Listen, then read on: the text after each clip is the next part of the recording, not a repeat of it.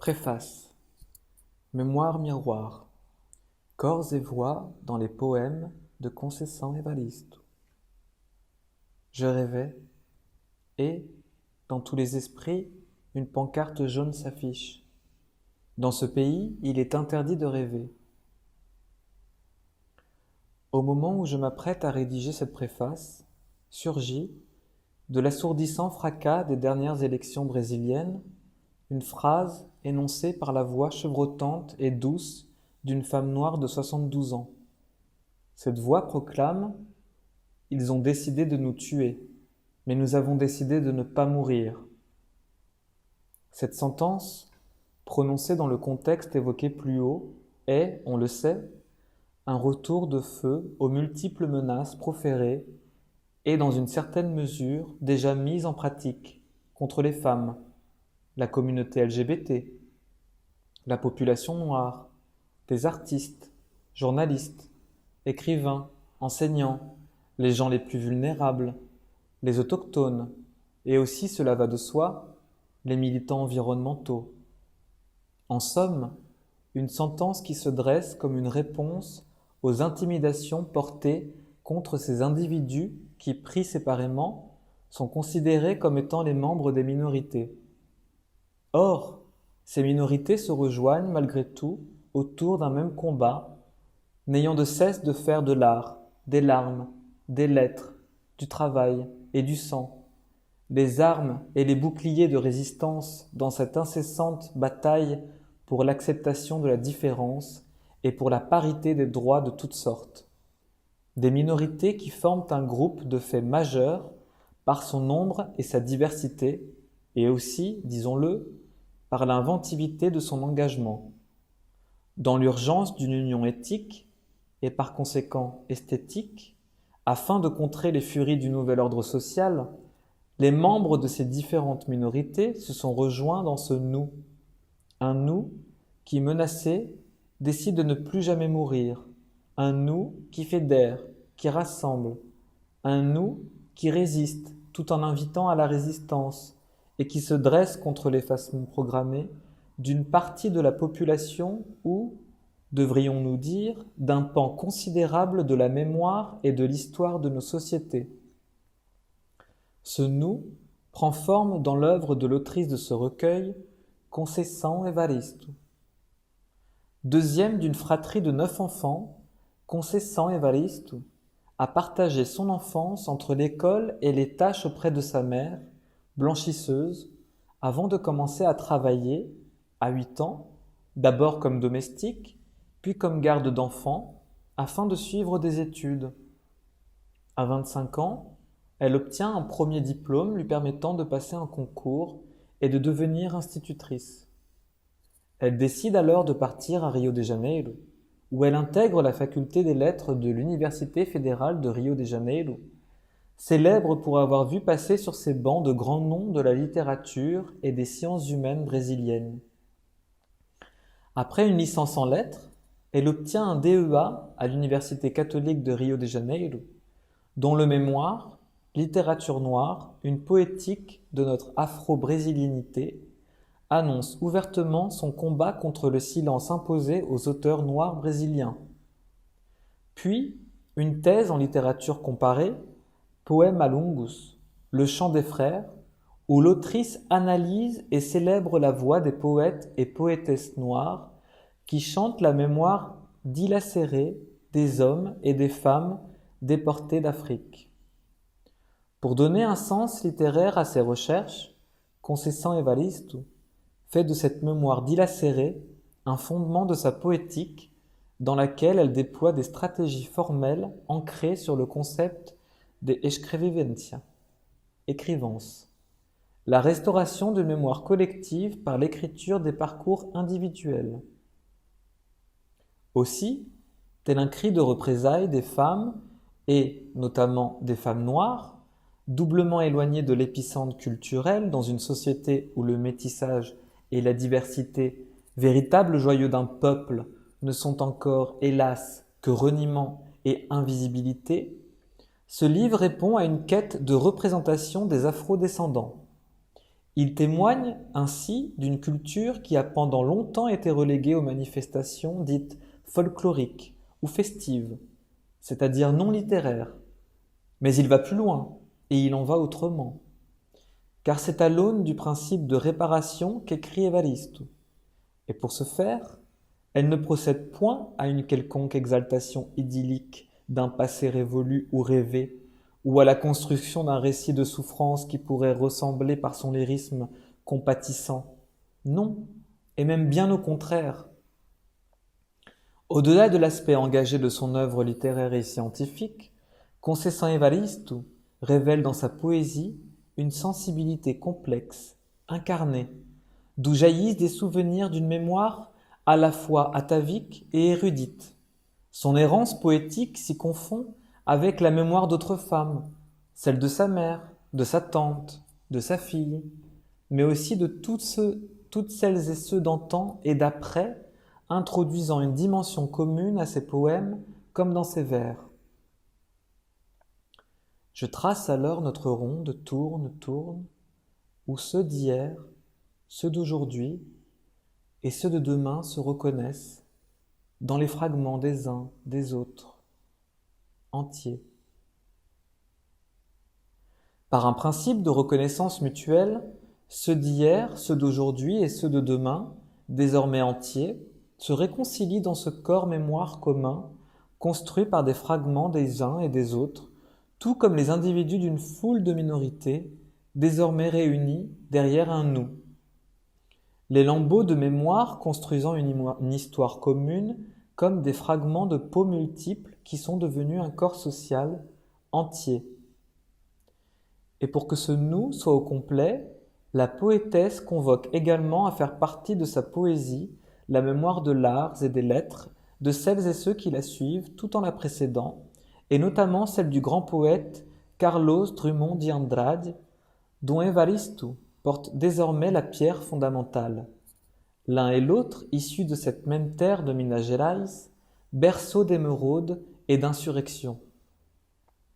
On y retrouve également le souvenir de lecture de Clarice Lispector, qui venant de derrière la pensée, rejoint Conceição Evaristo dans le dévoilement de l'âme des choses, et aussi Carolina Maria de Jesus, qui déjà dans les années 1960, grâce à son journal intime, fait éclater aux yeux des lecteurs les plus avisés les méandres du quotidien d'une écrivaine noire brésilienne. L'œuvre d'Aimé Césaire, dont la blessure des eaux cristallise l'affliction des peuples diasporiques et aussi de la partie, tout comme celle de Paona Chisiane, dont l'oralité et la sensualité des écrits vibrent dans son nouvel épistème du quotidien que propose la poésie d'Evaristo. Ensemble, entiers en nous, ces écrivains sont eux aussi convoqués, ou devrais-je dire invoqués, dans sa poésie, comme l'on invoque au silence le récit de vie des siens, les amis les plus proches ou les frères et les sœurs de l'être, et cela va de soi, d'armes. Aussi, ce livre est-il un témoin de cette force de résistance qui se présente comme étant commune, car elle invoque et nous réunit. Il est également la trace de cette résilience volontaire et guerrière qu'ont les femmes en art et en littérature.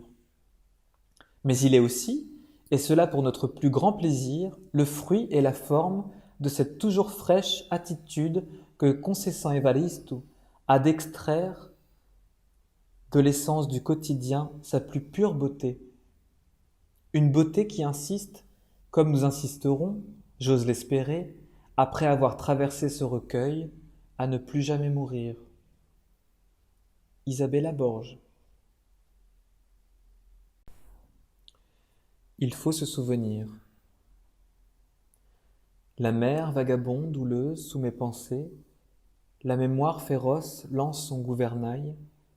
Il faut se souvenir. Le mouvement de va-et-vient dans les eaux souvenirs, de mes yeux baignés de larmes me submerge de vie, salant mon visage et mon goût. Je suis une éternelle naufragée, mais les profondeurs des océans ne m'effraient, ni ne m'immobilisent. Une passion profonde est la bouée qui me tient hors de l'eau. Je sais que le mystère subsiste au-delà des eaux. La ronde des noms absents. Le néant et le non, aucune absence, brode en moi l'écueil. Depuis longtemps je m'entraîne à l'équilibre sur ce corps brisé, et si un jour je fus entière, chaque morceau que je garde de moi contient dans sa mémoire le désir d'autres fragments. Et, de l'histoire qui me reste, des sons brisés sculptent les parties d'une musique entière. Je trace alors notre ronde tourne, où ceux d'hier, ceux d'aujourd'hui et ceux de demain se reconnaissent dans les fragments des uns des autres, entiers. Tous les matins. Tous les matins, j'offre asile au rêve, et je berce, entre l'ongle et la chair, une douleur si aiguë. Tous les matins, j'ai les poings en sang et engourdis. Telle est ma corvée, creusant des mottes de terre, jusqu'où les hommes enterrent l'espoir dérobé à d'autres hommes. Tous les matins, près du jour naissant, j'entends ma voix bonzo, ancre des navires de notre mémoire. Et je crois, oui je crois, que nos rêves protégés par les draps de la nuit, en s'ouvrant un à un sur l'étendoir d'un temps nouveau, font ruisseler nos larmes, fertilisant la terre entière, où les noires semences résistent, faisant renaître les espoirs en nous.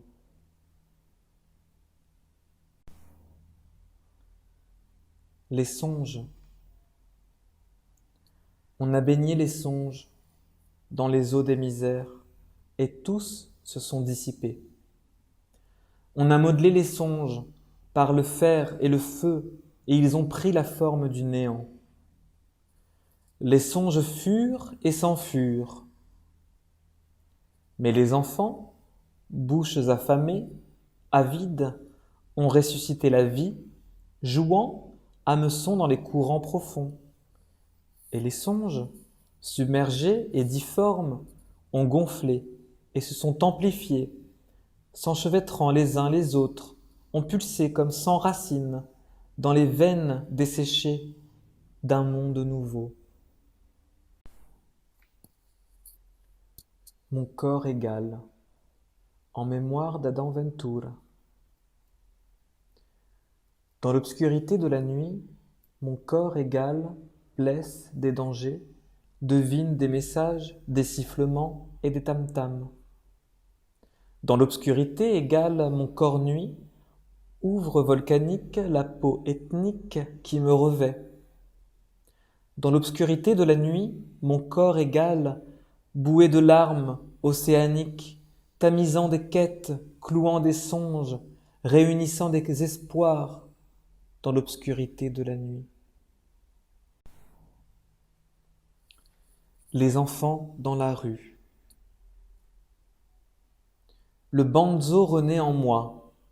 De la noirceur de mes océans, la douleur submerge revisitée, écorchant ma peau qui se lève en soleil et en lune, marquant un temps qui est présent. Le banzo renaît en moi, et la femme du village demande et clame dans la flamme noire qui brûle entre ses jambes du désir de reprendre, de recueillir vers son utérus terre les semences que le vent a éparpillées par les rues. Certificat de décès. Les os de nos ancêtres cueillent nos larmes pérennes pour les morts d'à présent. Les yeux de nos ancêtres, étoiles noires teintées de sang, s'élèvent des profondeurs du temps, prenant soin de notre mémoire meurtrie. La terre est couverte de fosses, et à la moindre inattention de la vie, la mort est certaine. La balle ne manque pas sa cible. Dans le noir, un corps noir chancelle et danse. Ce certificat de décès, les anciens le savent, a été gravé depuis le temps des négriers. Camarade, brother, frère, Dans le fond de la bâtée, nos mains étalent un corps des graviers, ni or ni diamant n'éparpillent de parures sur nos seins et nos doigts. Tout est parti, mais le serpent laisse son sillage dans les chemins où il passe, et la lente limace, dans son pas traînant, largue une bave dorée brillant au soleil. Un jour avant, un jour après, la dette s'accumule et blesse le temps tendu de la patience crispée de celui qui attend depuis longtemps. Les hommes bâtissent, dans le temps le lest, les liens d'espoir, amarrant et soutenant, le mât qui passe de vie en vie. Dans le fond de la bâtée, nos mains toujours et toujours étalent nos autres mains, modelant des forteresses espoirs, nos héritages partagés avec toi, camarade, brother, frère. Moi femme, poème. Une goutte de lait coule entre mes seins. Une tache de sang orne mon entrejambe. Un demi-mot mordu s'échappe de ma bouche. De vagues désirs insinuent des espoirs. Moi femme, tout en rivière rouge, j'inaugure la vie. À voix basse, je violente les tympans du monde.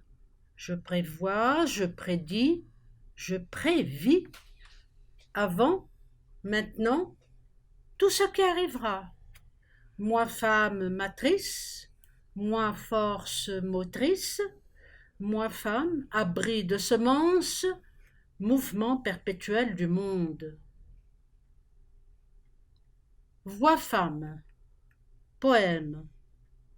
La voix de mon arrière-grand-mère a fait écho à une enfance dans les cales du navire, a fait écho aux lamentations d'une enfance perdue.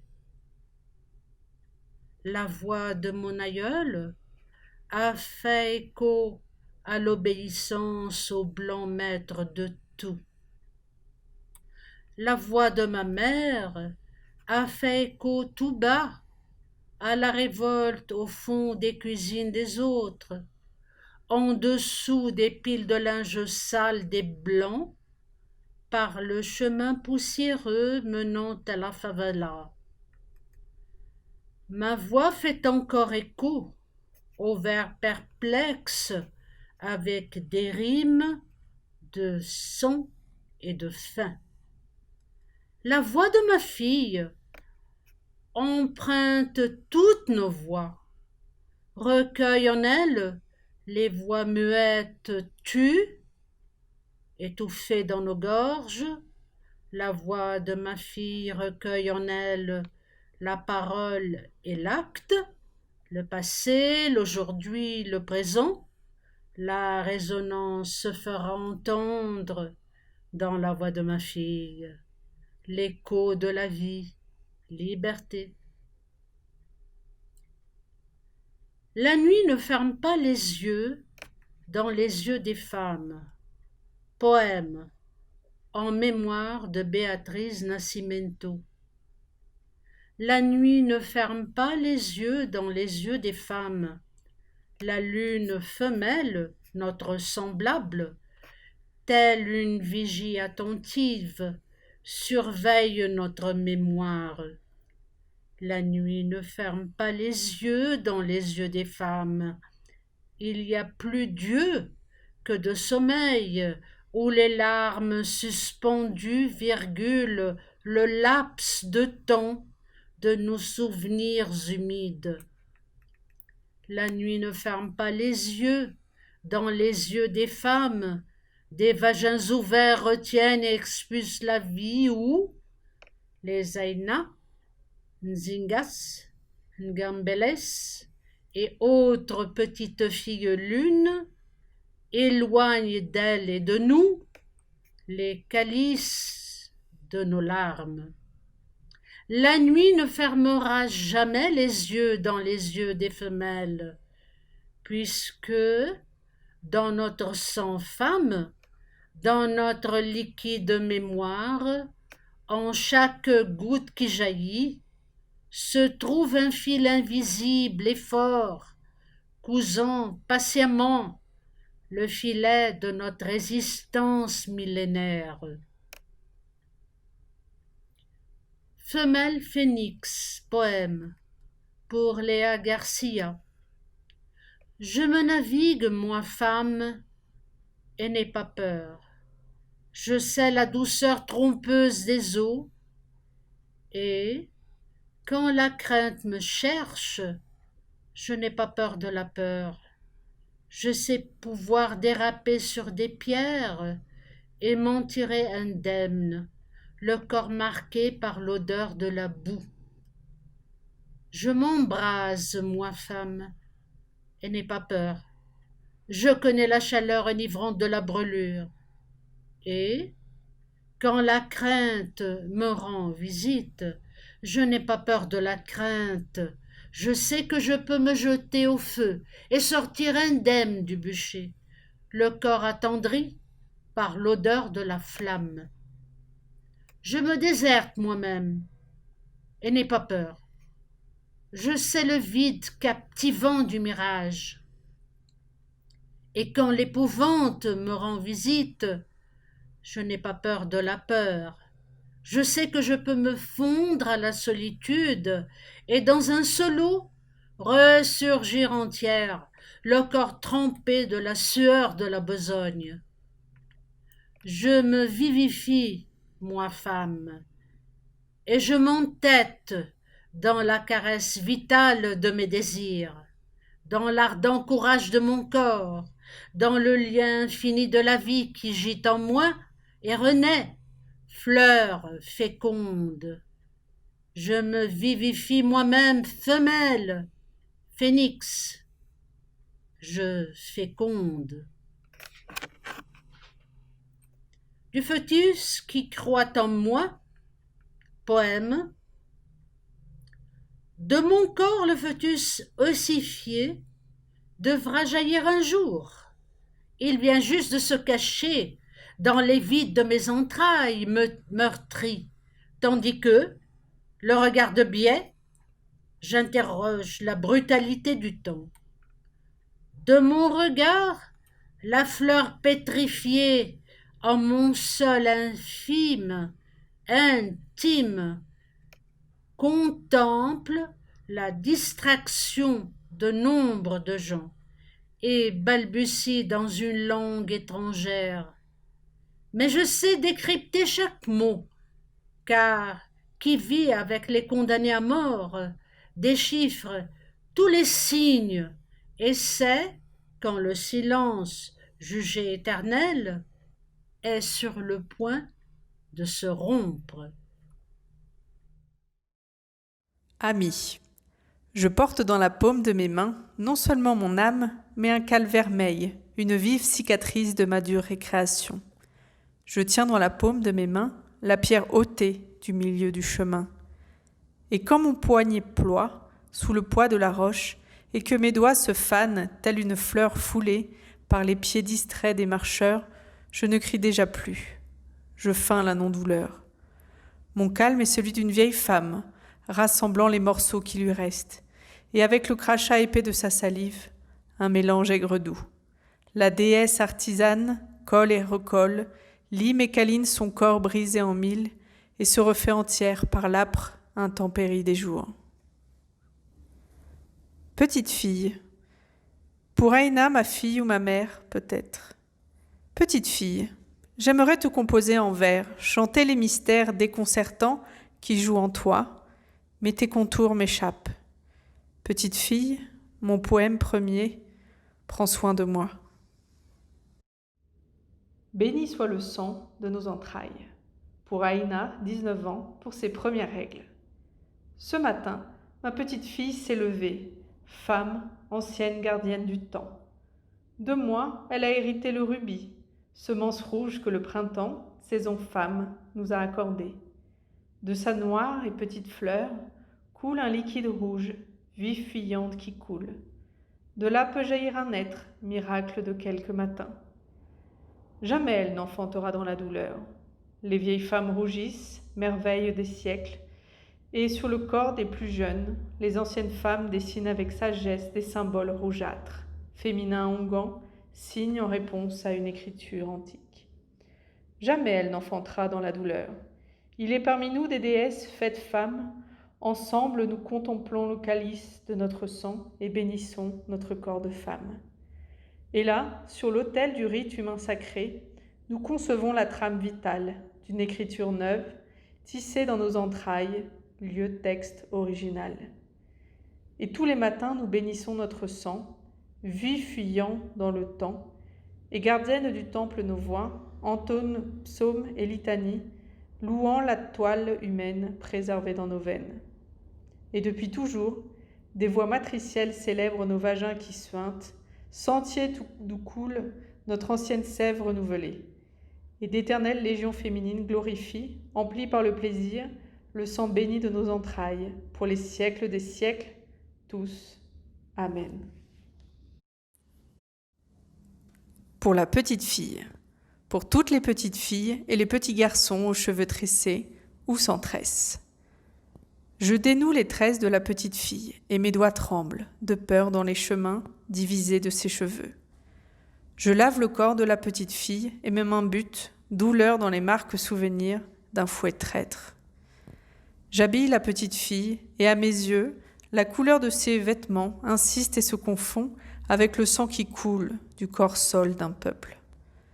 Je rêve les jours de la petite fille et la vie surgit avec gratitude, décroissant ses tresses et son vêtement surgit ample, juste et défini, et le sang se tarit, se promène tranquille dans la veine de nouveaux chemins d'espoir. Dans la femme, le temps. La femme s'est regardée dans le miroir du temps.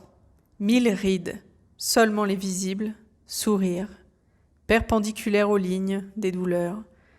De mûrs sillons traversaient l'opacité et l'éclat de ses yeux, dans lesquels l'iris, entre crainte et courage, s'exposait à l'incertain va-et-vient de la vie.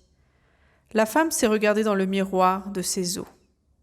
Des gouttes de larmes, jusqu'à la plénitude de l'eau qui se retire. Dans le flux et le reflux de son moi, elle a vu le temps capituler. Elle a vu les jours gaspillés, en moments renouvelés d'espérance à naître. Elle a vu son ventre éternellement enceint, saupoudré de 1000 vergetures, comme les étoiles dénombrables, en éclats revitalisés. Elle a vu que dans les filets infinis de sa peau naissaient des dessins louanges, du temps de toutes les ères, dans lesquelles la voix femme, dans l'enrouement de son silence, à force de tant crier à réveiller le temps, dans le temps.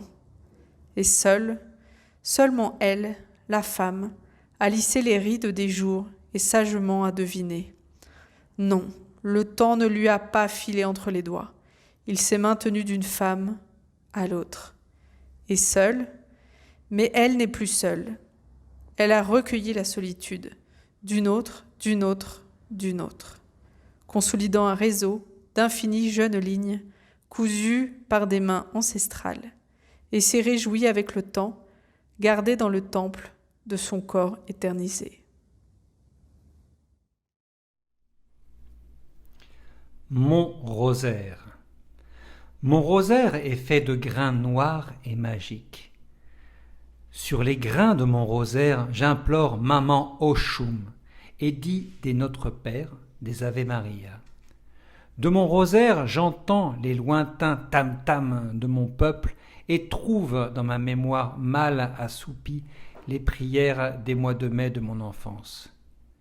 Les couronnements de la Vierge, au cours desquels les petites filles noires, malgré leur désir de couronner la reine, devaient se contenter de rester au pied de l'autel en lançant des fleurs.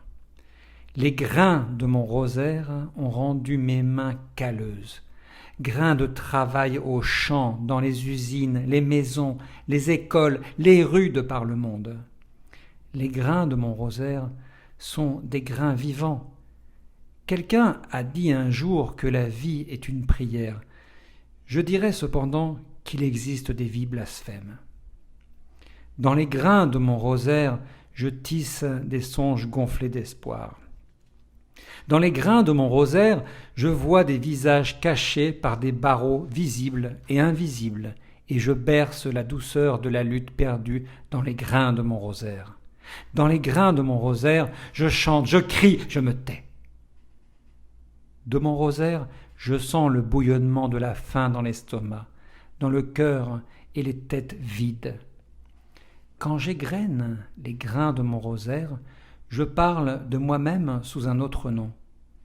Et je rêve, dans les grains de mon rosaire, de lieux, de personnes, de vies que je découvre peu à peu réelles.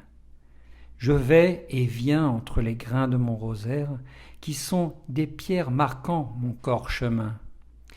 Et dans ce mouvement de grains-pierres, mon rosaire se mue en encre, guide mon doigt, insinue la poésie en moi. Et après avoir manipulé chaque grain et chaque conte de mon rosaire, je me retrouve ici, moi-même, et découvre que je m'appelle encore Marie.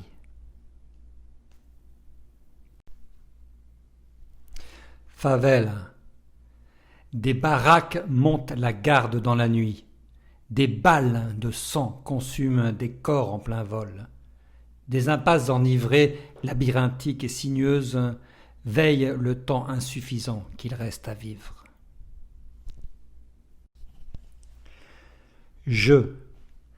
La toupie est entrée dans la ronde et est tombée seule sans égale, a posé là son petit pied, prisonnière comme une esclave dans une comptine. Elle se regarda le sol, mort-vivant comme un maillard. Si la douleur, sa vie déjà sciée, et elle a cessé.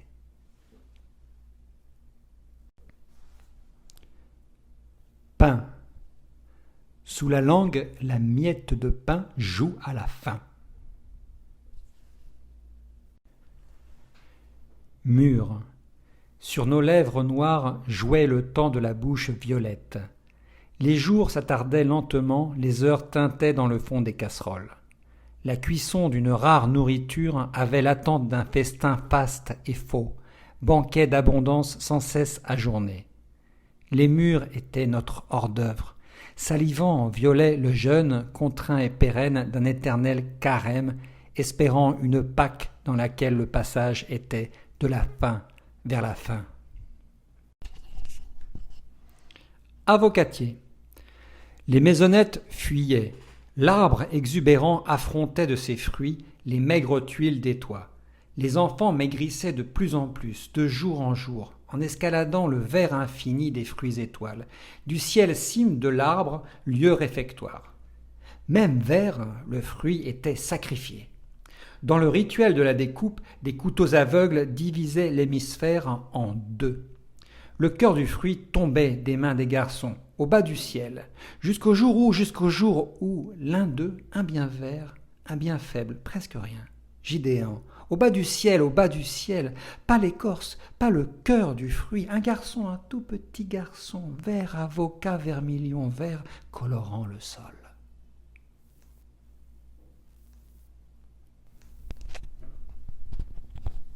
La fillette et le cerf-volant papillon. C'est maintenant le tour de la fillette au cerf-volant, et alors que sa peau intime, douce soie, jouait dans le ciel de la rue à découvert, une ficelle âpre, virile, acérée, cruelle, rompit le fil ténu du cerf-volant papillon de la petite fille. Et quand la soie égratignée du papier de la petite fille se déchira entre les pierres de la chaussée, la fillette roula entre douleur et abandon. Puis, toujours dilacérée, la petite fille expulsa de son corps une poupée ensanglantée, qui disparut dans les premières toilettes publiques venues. L'enfant et le ballon. À son tour, le ballon danse dans la rue. Personne derrière lui. L'autocrise s'arrage, l'homme de même. Le corps enfant agite la mort, en vain. La léthargie dort sur l'asphalte. Bus. Des corps briques logés les uns sur les autres. Ils glissent en morceaux brisés et inhumains, dévalant l'espace. Des corps vitres, encastrés et menaçants, se déplacent dans l'espace infime.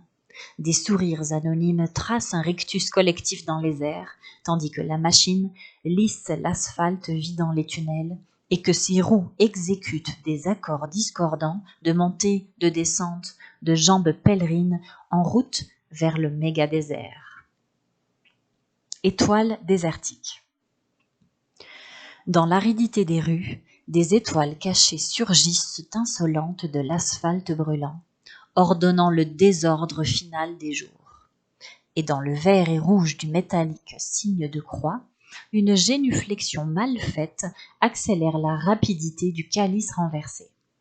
Tout saigne. Et, tandis que tout saigne, on enseigne le tam-tam aux enfants. Des sons, explosions complexes et funestes qu'ils connaissent déjà.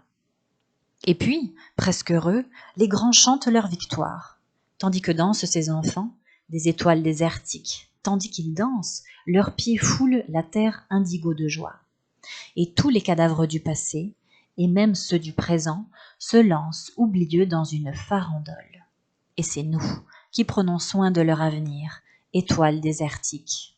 Qu'on apporte plus de bongs, qu'on apporte plus de bongs, plus de tombes. Et pendant ce temps, dans la catacombe, saigne le soleil de demain. Dans l'espoir, l'homme. Dans le lit du fleuve, les eaux voyageuses ne se désistent pas de leur cours. Elles rêvent. La sécheresse explose dans le lit vide et la peau ridée de la terre sèche et rêve. Le bateau attend, le sage contemplatif attend. L'homme, même sous le poids du bois, ne se courbe pas. Il rêve. Il rêve et œuvre de la sueur de son visage, de l'eau de ses yeux, de la fluidité de son âme. Il crache et crache au sol, amollissant la pierre brute. Il œuvre et rêve. Le jour suivant, au lendemain de 1000 autres jours, la vie ressurgit, fertile, humide, nourrie de son souffle. L'homme, plein d'espoir, vaincra toutes les sécheresses à venir. Jour de Kizomba. Il y a des jours de lutte et des jours de deuil. Un homme tel qu'Abdias, étoile incandescente, ne meurt pas. Sa lumière, couleur noire saguet, a blessé la blanche conscience d'une démocratie raciale nulle et vile. Un homme tel qu'Abdias, étoile naissance, zombie éternel, ne meurt pas. Sa lutte zigzague de l'Afrique à la diaspora, dispersant des semences de baobab en chacun de nous. Les courageux et les sereins recevront la terre en héritage. Le quotidien me comble de douleur, d'abandon et de quête. Le grain de riz qui s'abîme dans l'évier m'émeut, nasalisant ma voix, et brille tel un diamant prisonnier dans les champs vides, où joue la faim, brossant les dents des affamés avec du dentifrice, fait de la salive seule, ayant le goût de la faim. Au quotidien, je cherche la pléiade tenace de l'espérance, et emplie de croyances et de jouissances. Je rencontre d'autres mains laborieuses retournant la terre et reprenant les semences des faux maîtres de la glèbe. Du quotidien, nous ne faisons que rire. Nous serions de notre sourire avec nos dents brillantes de faim et de force. Car ceux que tous pensaient dociles sont devenus féroces. Et alors, c'est nous, courageux et sereins, qui recevrons la terre en héritage. Pierre, bâton, épine et barreau.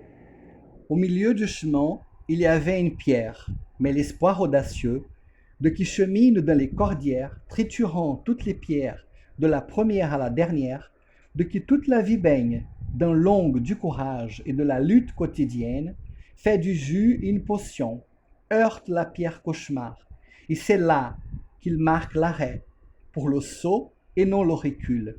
Il n'épuise pas ses rêves, là, tout au fond de sa mémoire. Pierre, bâton, épine et barreau sont un défi à la vie. Et s'il tombe, jamais ses rêves ne se perdent. Ils fertilisent la vie, se multiplient, se font motif de voyage. Poème de Noël. Le froid dévaste les enfants à Noël. dans les grottes, les ruelles, les copropriétés. Le froid Noël dévaste la vie d'un grand nombre. Dans la solitude de l'assiette vide, le gâchis du souper amenuise le goût de ceux qui n'émouillent qu'en rêve la simple farine dans le vin rouge disparu, dans le renversement du calice d'autrui. Le froid Noël ne naît pas en décembre. Depuis la nuit des temps, le froid dévaste la bouche restée vide toute l'année. En décembre pourtant, un souvenir fait irruption sur la peau de tous, le froid de l'autre enfant, le froid de l'autre. Et alors, dans l'ardeur de l'exterminer, notre froid, nous fabriquons la chaleur d'un seul jour, oublieux du fait que, à l'instar des dieux, nous aussi pouvons faire de la vie un miracle. Il suffit de prendre le feu éclat de l'étoile et avec la flamme du divin humain qui vit en nous, d'émerveiller le monde avec l'étoile guide de la justice. Nous croyons, une fois les murailles détruites, avec la même légèreté que de nuages de coton, nos anciens venus du fond des temps souriront en paix. Nous croyons, le miracle annoncé aura lieu, et dans l'écriture consignée de la préannonciation d'un temps neuf, de nouveaux paragraphes s'ouvriront. Nous croyons à la création de cette nouvelle histoire. Et dans ce nouveau registre, la lettre millénaire se mêlera à la nouvelle écriture des plus jeunes. Un jour, on m'a surnommé oiseau serein. Je suis alors allé observer la sérénité des oiseaux. J'observais des nuits et des jours, et j'ai appris que si la sérénité est la condition première de l'oiseau, à lui seul, même dans les moments de profonde tourmente, il incombera de redresser son corps, d'évaluer la condition du vol et de l'atterrissage, et d'aller de l'avant.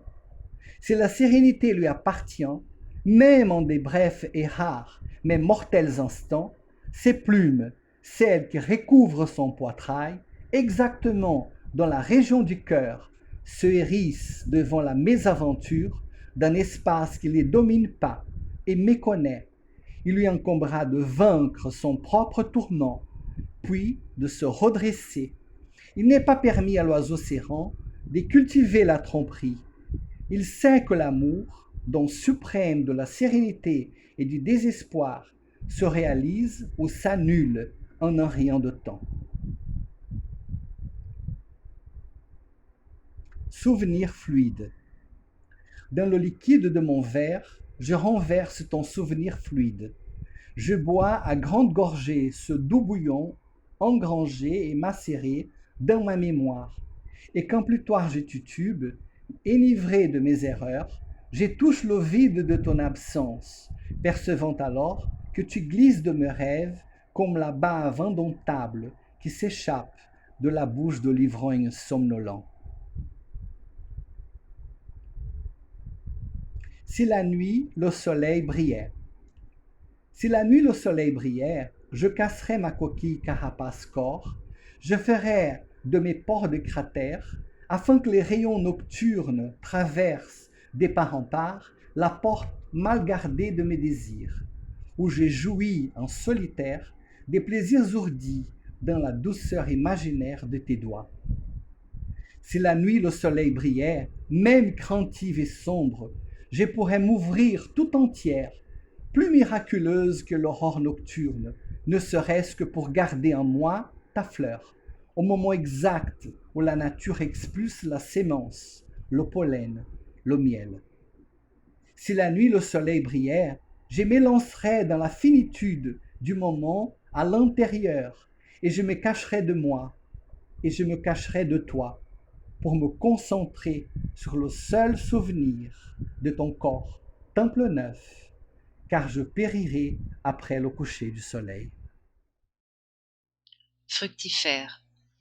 De la solitude du fruit, de mon corps j'offre mes fruitescences, écorce, pulpe, semence. Et vidé de moi-même, avec une gourmandise démesurée, je me palpe en offrande, fruit que je suis. Je me mâche et trouve le cœur de mon propre fruit. noyau séduit, comblant le vide entre mes doigts. Du partage du fruit. De mon corps, j'offre mes fruitescences, et au léger désir frôlement de qui m'accueille, je m'abandonne aux gestes moites, doux et humides, de mains indistinctes et de poings indistincts. Car dans la maturation du fruit, dans son écorce sur le point de se rompre, il n'est pas de bouche interdite. M&M. Dans les yeux, le feu et la caresse dénoncent des désirs, des flammes cuisinent patiemment l'attente. La femme s'est attardée, et dans la quiétude a trouvé sa nouvelle enveloppe, qui se défait doucement, en corps égaux qui se frôlent. Maria et Maria, miroir unique, où l'autre face est elle et elle-même. Fleurs magnolia. Des magnolias ou d'autres fleurs s'effeuillant entre mes mains, je sais peu de choses. Dans le désir seul, je garde la fine texture de la peau dans les dahlias, les roses, les magnolias. Dans le désir seul, je connais le printemps, se glissant en moi, quand une fleur de magnolia, telle la rose noire des légendes, promet de s'ouvrir unique au-dessus de moi.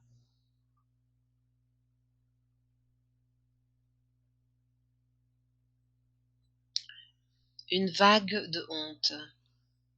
Une vague de honte à réduire ma poitrine au silence, à me nouer la gorge, à blesser ma vue, à aiguillonner mon corps, tandis que ce qui est caché, de moi en moi, dans une vague de frénésie, jouit d'une image nue, la sienne, en accouplement au-dessus de moi.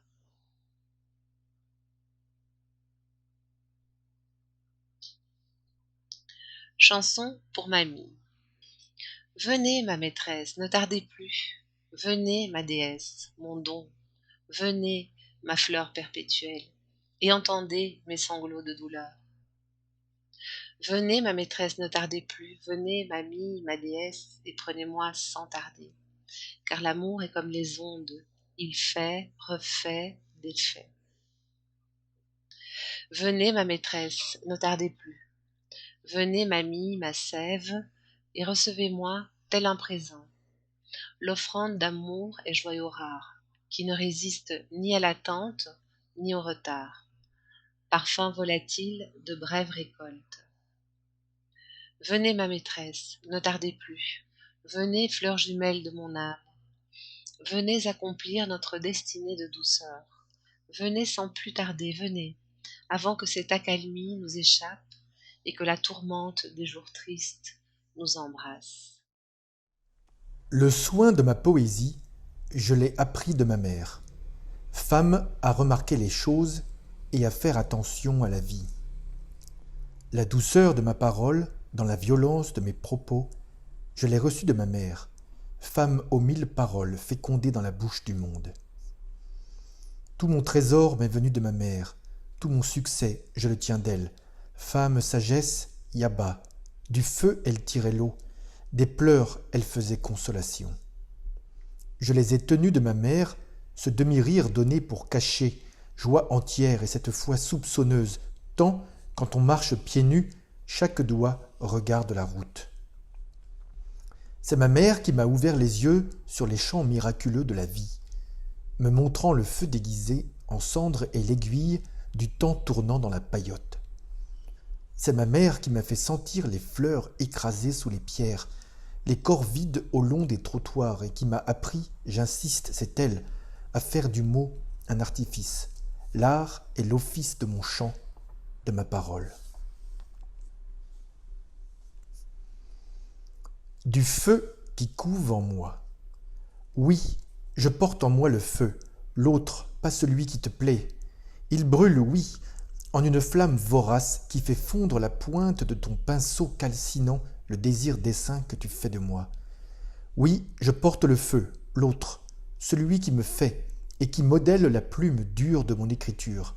C'est ce feu-là, le mien, celui qui couve en moi, et grave mon visage dans la lettre d'essaim de mon autoportrait. Demi-larme. Non, l'eau ne coule pas entre mes doigts. J'ai les mains tendues et dans le creux de mes paumes, une demi-goutte me suffit. Le demi-ton du sanglot des larmes de mes yeux secs suffit pour dire la plainte tout entière. Je sais encore voir d'un seul œil, tandis que l'autre cherche dans la poussière, et, de la vision qui me reste, je vide l'invisible, et vois les ombres inoubliables de ceux qui s'en sont allés.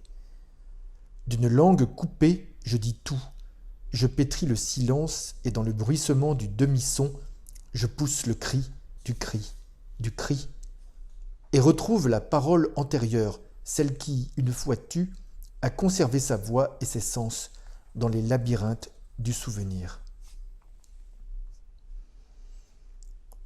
De la révolte des vers. Nos poèmes se révoltent et crient.